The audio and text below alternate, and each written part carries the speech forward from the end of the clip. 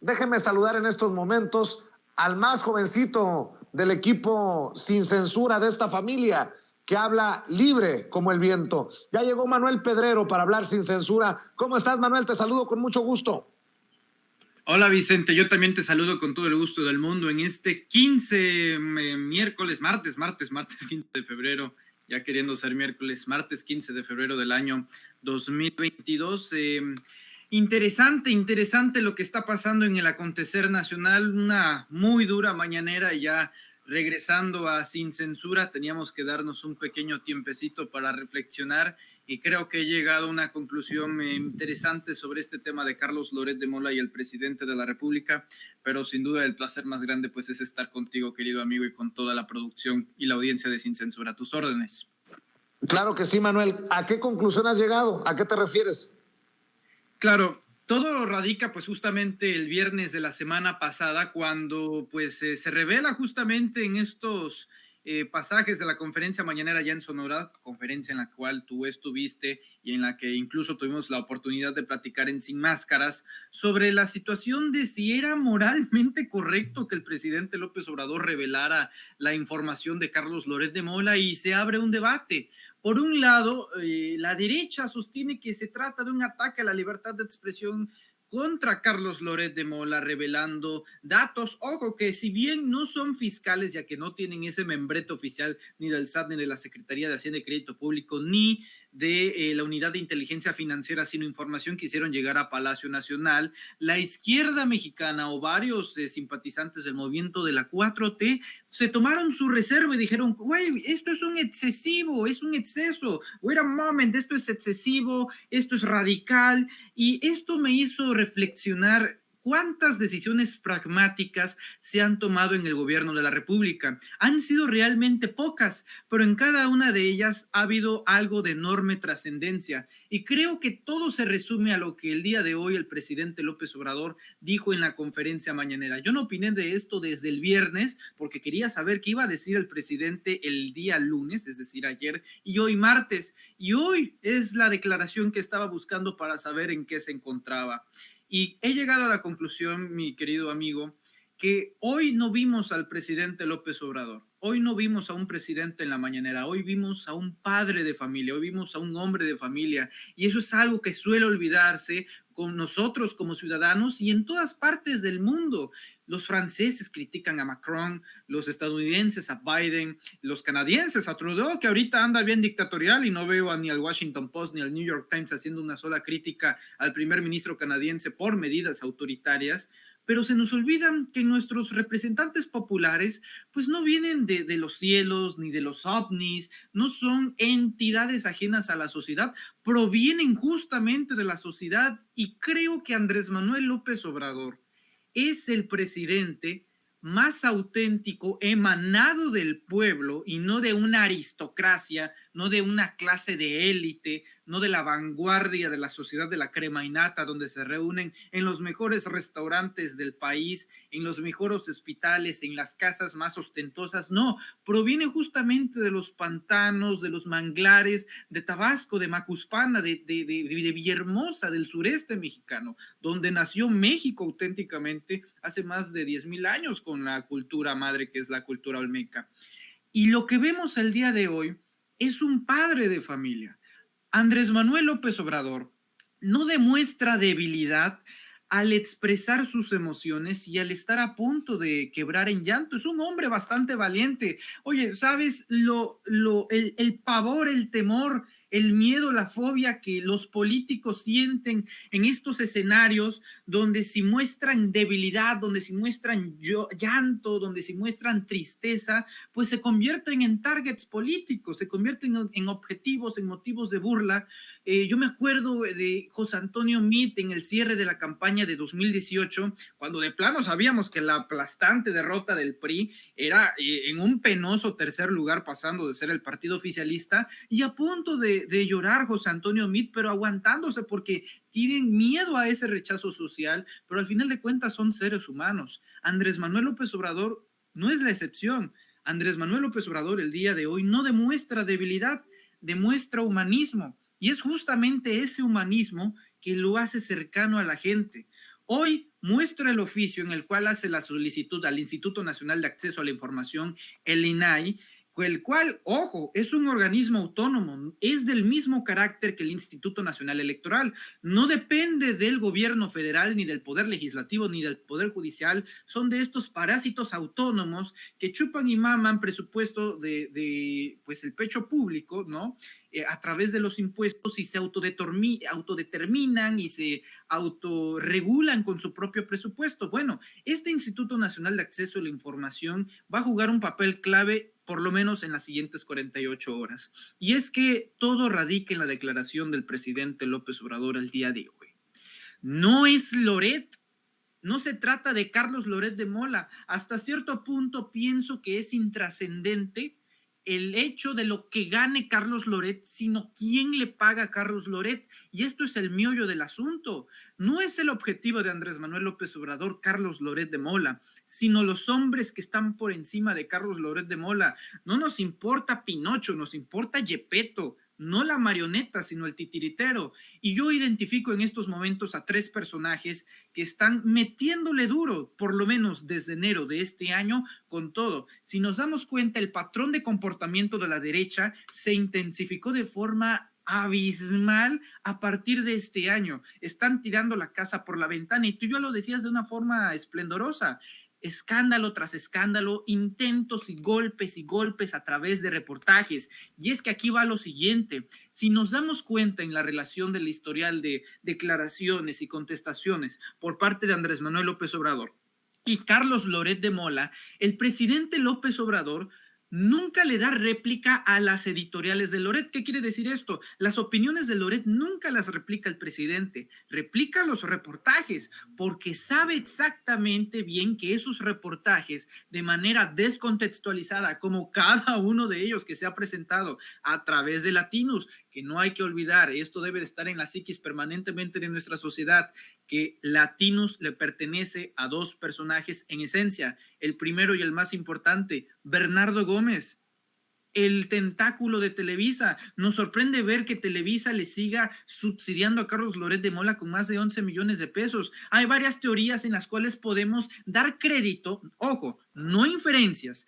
teorías en las que podemos plantear cómo es que Televisa sigue pagando a Carlos Loret de Mola, y sabemos de muy buenas fuentes que es justamente el enlace Bernardo Gómez que financia a Carlos Loret de Mola. ¿Cómo sustentamos esto? Bueno, la estancia en Televisa de Carlos Loret de Mola ya era exhaustiva, era insostenible, y a solicitud del propio Bernardo Gómez es quien le pide a Loret de Mola que se salga de Televisa por lo menos en este sexenio. Así que para 2024, que no se nos haga extraño que una vez terminando la presidencia de la República, Andrés Manuel López Obrador, Loret eventualmente haga un regreso a Televisa, a San Ángel. Es muy probable, y todo acredita así, ya que la relación de Bernardo Gómez con todos estos periodistas, el poder que contiene este alto ejecutivo de Televisa, que era justamente al que se refería Andrés Manuel López Obrador cuando le dijo, pues ¿sabes cómo vemos a Loret? Bueno, hay varias versiones, tú diste una que era el gato que nos hace nuestro trabajo sucio,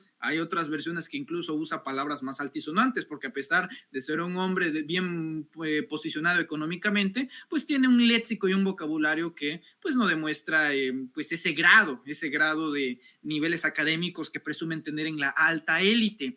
¿Es Bernardo Gómez?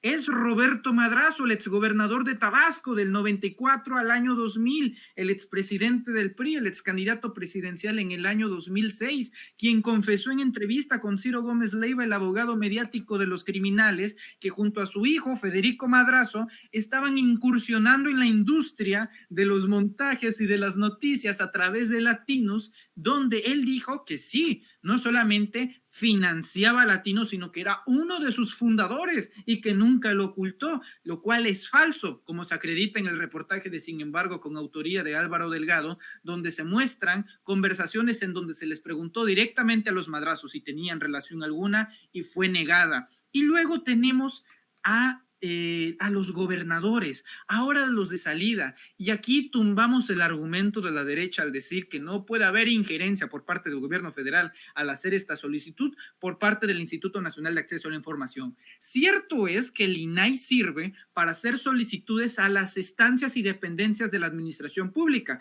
Esto incluye presidencias municipales, gubernaturas, presidencias de la República, secretarías de Estado, cualquier entidad que esté dentro de la administración pública. Y entonces varios derechosos, varios derechairos andan preguntando, varios fachos, bueno, pero si Loret de Mola no es un servidor público, ¿cómo se va a utilizar la instancia jurídicamente? Y yo creo que va a ser de la siguiente forma. ¿Cómo funciona el INAI? Tú, periodista, tú, Vicente Serrano, haces una solicitud al INAI solicitando información, por ejemplo, en la UIF. Quiero saber cuánto presupuesto utilizó la UIF en este año. Entonces, ¿qué es lo que hace el INAI? El INAI no te dice cuánto, no tienes información. Lo que hace el INAI es remitir tu solicitud a esa dependencia y ya será decisión de la dependencia si le da la información al INAI para que el INAI te lo dé a ti. Entonces, ¿cómo utilizamos esta lógica para saber qué onda con el dinero público en Latinos y con Carlos Loret de Mola? Yo veo dos vías. La principal, la del estado de Tamaulipas. No debemos de olvidar, mexicanas y mexicanos, que el estado de Tamaulipas, concretamente la administración gubernamental de Francisco Javier García Cabeza de Vaca, gobernador tamaulipeco, obviamente de extracción panista, le dio 7 millones de pesos de las y los tamaulipecos en publicidad oficial a Latinos, ojo, a través del concepto de la Secretaría de Salud. Es decir, la Secretaría de Salud del Estado del Gobierno de Tamaulipas fue quien financió a Latinos para darle publicidad oficial. Yo les pregunto, ¿alguno de ustedes ha visto comerciales, publicidad oficial de la Secretaría de Salud para promocionar las campañas, no sé, de salud, de vacunación, anticontagios, para que se viera en Latinos? No se ha visto absolutamente nada y sin embargo se pagó 7 millones de pesos. Entonces ahí es donde el INAI entra en acción. Preguntarle al gobierno de Francisco Javier García Cabeza de Vaca, ¿por qué se le dio 7 millones? ¿En dónde están los contratos? ¿En dónde lo podemos saber? Se le acreditó auditorías, y al final de cuentas está el otro ejemplo y el predilecto, que es el estado de Michoacán, de la ya recién extinta administración de Silvano Aureoles Conejo, el último gobernador que espero que este país vea por parte del PRD, y nos vamos en extensiones que brillan por todos lados hasta que llegamos a la cúspide del asunto, el infame y vacío hashtag Todos Somos Loret, inexistente, utópico. Celebran como si hubieran ganado la Champions, celebran como si hubieran ganado el país en este conjunto de space de Twitter, que es como una radio virtual, donde juntaron a 60,000 personas. Es que son más tiernos que la carne seca. El presidente Andrés Manuel López Obrador cada día, nada más en su canal de YouTube, junta mínimo 85,000 personas a diario viendo la transmisión de la conferencia mañanera. Deberíamos de contar televisión, radio pública, prensa escrita, periódicos, portales de internet, su página de Facebook, la página de Twitter, la página de Instagram y cada red social, bueno, incluso hasta tiene cuenta de Spotify en la que cada mexicano se informa en la conferencia matutina. Se unen todo este andamiaje de la derecha mexicana, Denise Dresser, Sergio Aguayo, Raimundo Riva Palacio, la propia Susana Oresti, hablan políticos y en el momento de que interviene la política nos damos cuenta de que jamás les ha importado la libertad de expresión ni los periodistas asesinados. No fue Lourdes Maldonado quien los motivó a crear este space en defensa de la supuesta libertad de expresión que se le está coartando a Carlos Loret de Mola, porque ya sabemos que en una dictadura como la que pretende ser México, según en palabras de Loret, pues tenemos a la peor dictadura del mundo. ¿En qué dictadura se permite el derecho de reunión y de espacio público en 60,000 personas digitales para insultar, denostar, calumniar y difamar al presidente de la República? Me preguntaba este fin de semana, ¿será un asunto personal? ¿Será que el presidente López Obrador redujo todo esto a una situación personal? Y me doy cuenta, querido Vicente, que esto siempre fue personal. Esto en estricta política se trata de algo personal y queda fuertemente demostrado en las emociones que expresa el presidente al finalizar la mañanera. Me queda claro que eso es lo que quería la oposición. Ahora la pregunta es, ¿cuál es el paso a seguir? La guerra ya está desatada.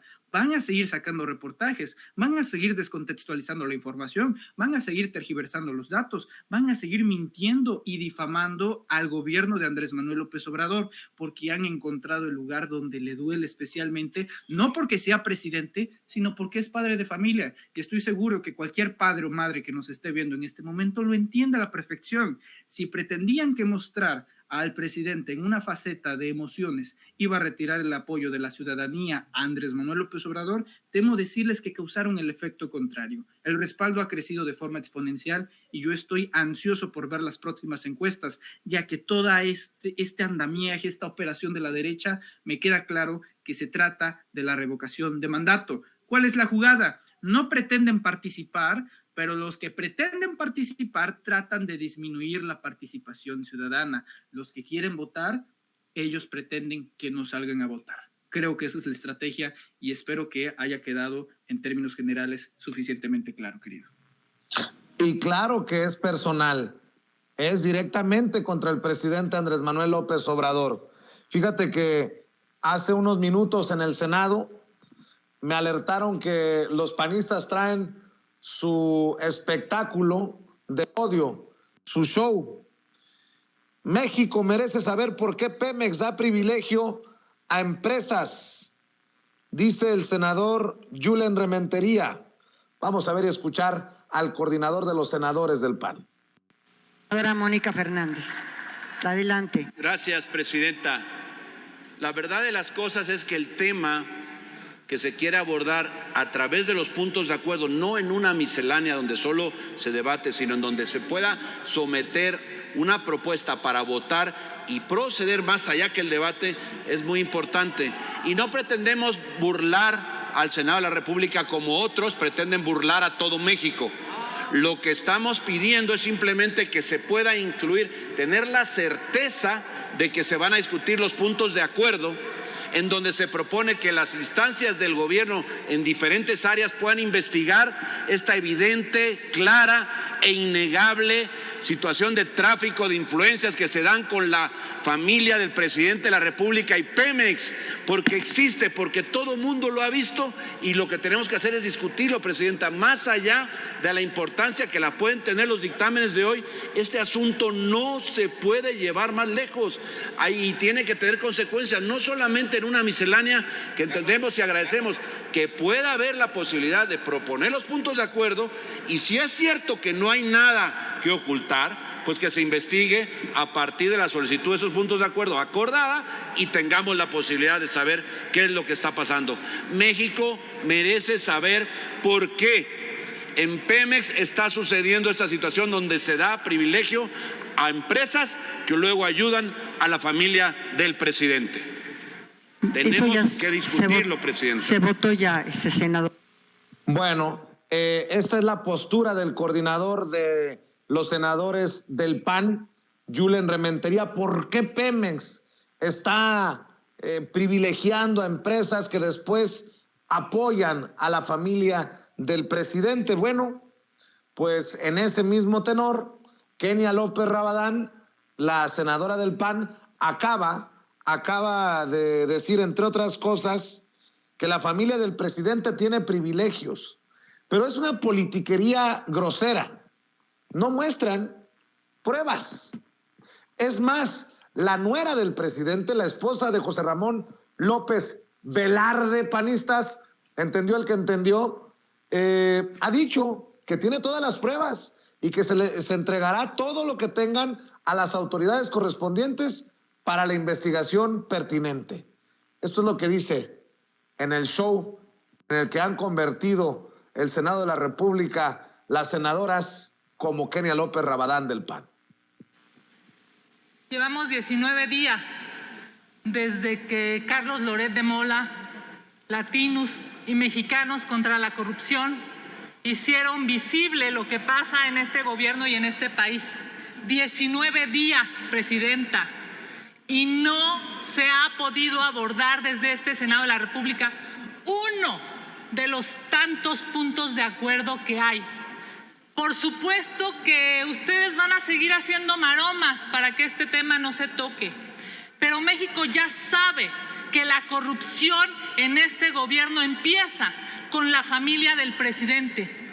Exigimos que haya sensatez en el Pleno del Senado de la República y que el primer punto de hoy sea la corrupción de la familia de López Obrador. Hacerlo distinto sería una vergüenza para este Senado de la República. Les toca a ustedes, que tienen mayoría, la posibilidad de que este tema se debata y se discuta. No traten de tapar el sol con un dedo. Hay una corrupción que lastima a los mexicanos, que violenta el Estado de Derecho. Urge que este tema se aborde en el Senado de la República. 19 días y el Senado ha estado callado. No pueden ocultar la verdad. La verdad es que la familia del presidente tiene privilegios por ser el gobierno en este momento, y dijeron que iban a ser distintos. Ustedes tienen su casa gris y no son capaces de abordar este tema.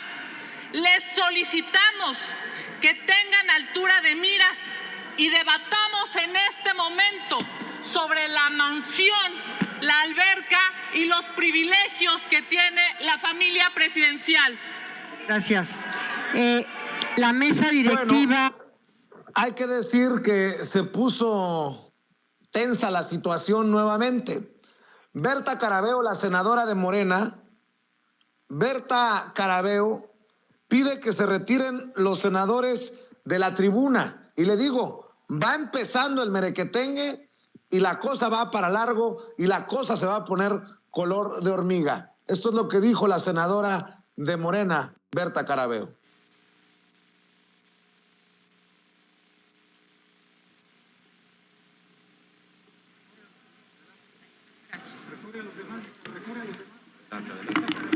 Pido que se reanude el conteo, por favor. Con su venia, presidenta, Lorenzo Córdoba es un cobarde. El día 8 de febrero, en el foro Reforma Política,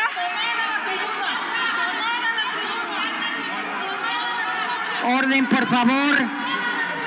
Atención a la que tiene el uso de la palabra.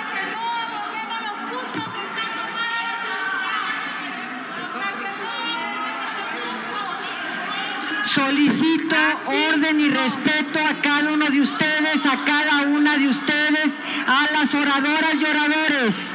no me van a dejar hablar.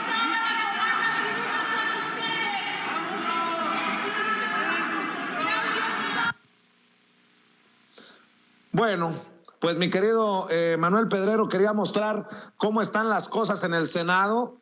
Queda claro que el PAN quiere que solo sus chicharrones truenen, que se hable del caso de la casa gris, como le llaman ya ellos, pero sale Berta Carabeo, la senadora de Morena, y también ellos se paran a defender a Lorenzo Córdoba. Ya creo que queda claro de qué lado más la iguana, como decimos en el barrio. Y como plantea las cosas Kenia López Rabadán, 19 días desde que Loret de Mola nos dejó ver la verdad, la realidad, pues me queda claro que están a solo unos instantes de comparar a Loret de Mola con Julian Assange o comparar a Loret de Mola con Ricardo Flores Magón. Falta que Enrique Krause salga a dar su postura. Entendió el que entendió, querido Manuel Pedrero. Sí, a nada de compararlo con Twain. Estoy viendo las imágenes en la pantalla, son de verdad, wow, decepcionantes, porque se trata del poder legislativo. La Cámara de Senadores es la Cámara Alta, es el corazón prácticamente del poder legislativo, y da vergüenza ver a senadores de oposición hacer este merequetengue, pero al mismo tiempo lo entiendo. Estamos en estos momentos en una guerra, pero no es una guerra bélica, no es una guerra justamente que involucre violencia, sino la violencia verbal y la violencia de la guerra de las narrativas. Estamos justo en medio de la guerra de las narrativas. Tenemos ya una polarización, ojo, no en la ciudadanía, no en la sociedad, sino en la política. Me queda claro que hay una polarización en los sentidos políticos y ya no hay lugar para los moderados. Así tiene que ser la transformación. Y que nadie se asuste. Esto lo hemos visto en la revolución, lo hemos visto en la reforma y lo vimos en la independencia. Se polariza en momentos de transformación hacia dos bandos. Yo identifico a dos: los mexicanos, ¿no?, que defienden este proyecto alternativo de nación, y los apátridas, que quieren volver al sistema ya arcaico, ya lleno de vejestorios y de anquilosados políticos y de ideas políticas neoliberales, donde sean los privilegiados los que se encuentren en el centro de la cúpula oligárquica. Entonces, cualquiera que plantee esto va a ser determinado como comunista, y cualquiera que plantee lo contrario va a ser planteado como neoliberal. Estamos en la polarización de la clase política, y este enfrentamiento verbal que estamos viendo aquí en pantalla, yo te diría que hasta cierto punto es natural, ya que las circunstancias del momento así lo amerita, pero también confío en que esto debe de ser pasajero. Nada más que hay que jugar esto de forma apropiada, hay que jugarlo con sabiduría, con cabeza, no con el corazón caliente. ¿Y cómo encontramos ese método para apaciguar las aguas de un terreno que estamos dominando? ¿Por qué? Porque somos poder. Ahorita la ciudadanía está empoderada a través de Andrés Manuel López Obrador.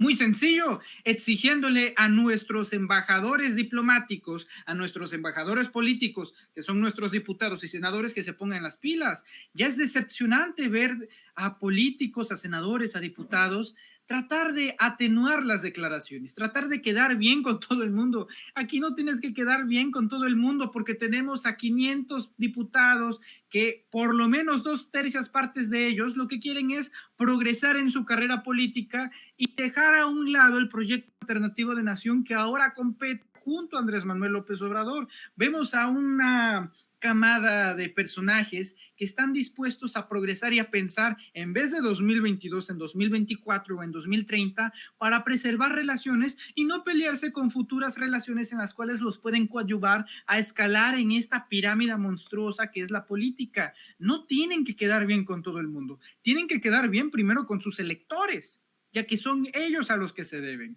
Y desgraciadamente estamos viendo, me parece de forma decepcionante, y lo digo con todas sus letras, en el poder legislativo que le corresponde a Morena, bastante calma, reserva. No, es el momento no de atacar, sino de defenderse. No hay que atacar a nadie que realmente no, a ver, no atacas a algo como el PAN o el PRI. El PRI, el PAN y el PRD no es algo que se ataque, porque cada vez que lo atacas, cada momento que se le da interlocución a una alianza como el PRI-PAN-PRD, es como la hidra, cortas una cabeza y saldrán otras.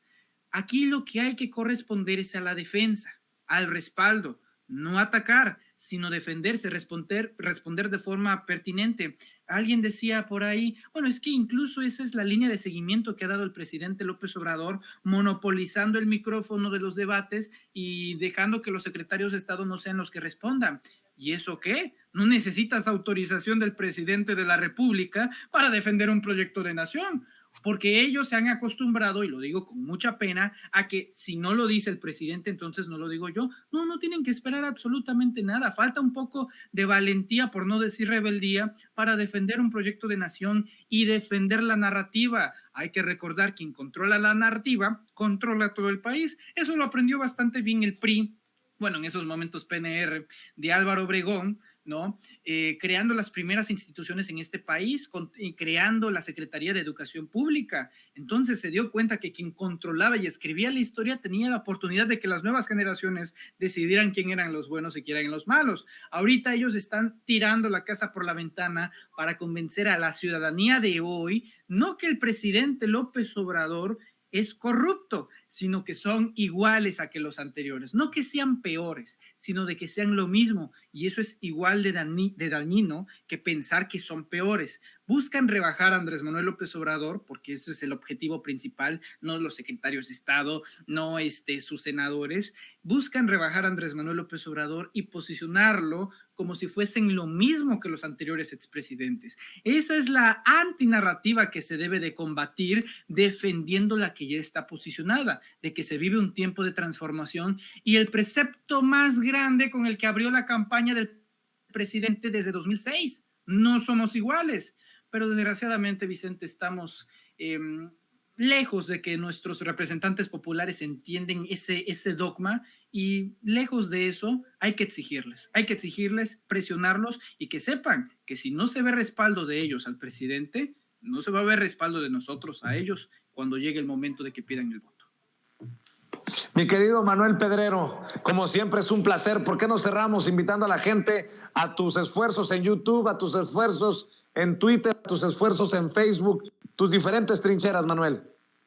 No, querido Vicente, el placer siempre va a ser mío, un privilegio como siempre estar aquí en Sin Censura. Te envío un fuerte abrazo a Ceci, a la producción y a la audiencia, e invitarlos a que nos apoyen, a que nos respalden justamente en YouTube, en el canal Manuel Pedrero, y los invitamos a que se suscriban y que no se pierdan justamente la videocápsula del día de hoy, en la que enfatizamos cómo es que están tratando de robarse la narrativa y cómo impedirlo, que no se pierdan Sin Máscaras, que transmitiremos hoy a las 4 de la tarde en vivo junto a Hans Salazar, que nos siguen en Twitter como @yosoypedrero, en Facebook denle like a la página Manuel Pedrero, y en Instagram también tenemos una cuenta por ahí. Por lo pronto yo me despido, como siempre un honor, e informarles que mañana, a partir de mañana, nos encontraremos en la Ciudad de México, así que vamos a estar dando lata ahí en la capital. Así que muchas gracias, Vicente, te envío un fuerte abrazo a todo el mundo.